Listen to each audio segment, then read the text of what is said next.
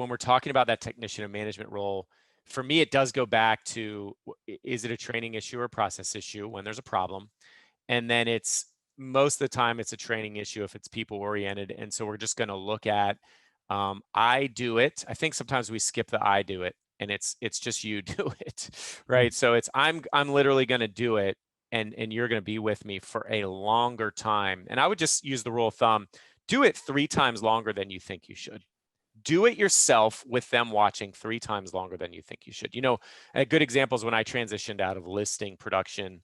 You know, I made sure that Drew, who was a buyer's agent handling 40 or 50 transactions, went personally on a minimum of 25 listing appointments with me before she could go and do 20 with me watching.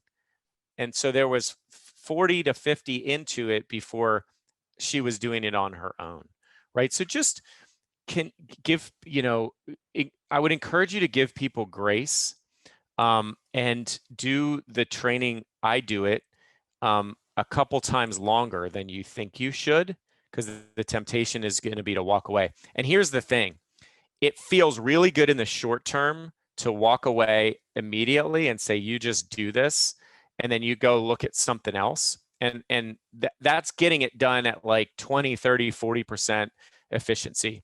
And there's like a rush in that, and I'm going to move on to something new, and it's this shiny thing.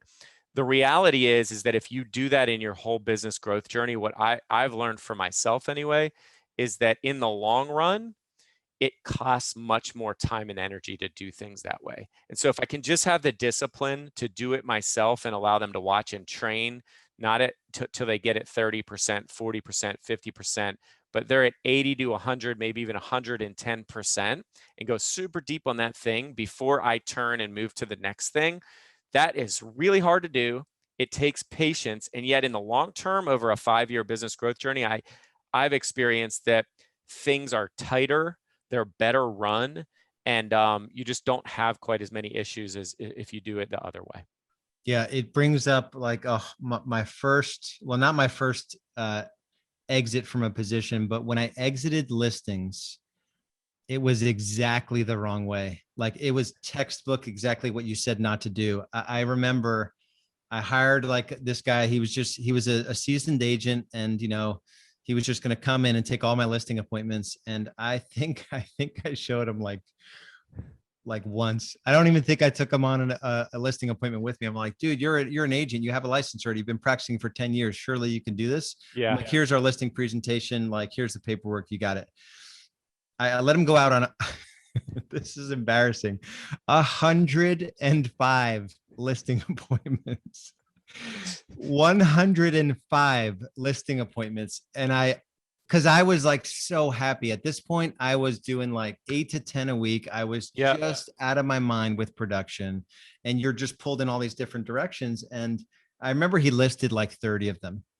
I was doing 70 to 80% conversion. So I would have brought in 75 to 80 of these 105, and the business missed out on 40 times 8,000 at that time, like 300,000, just from an economic standpoint. Yeah. And it's so tempting.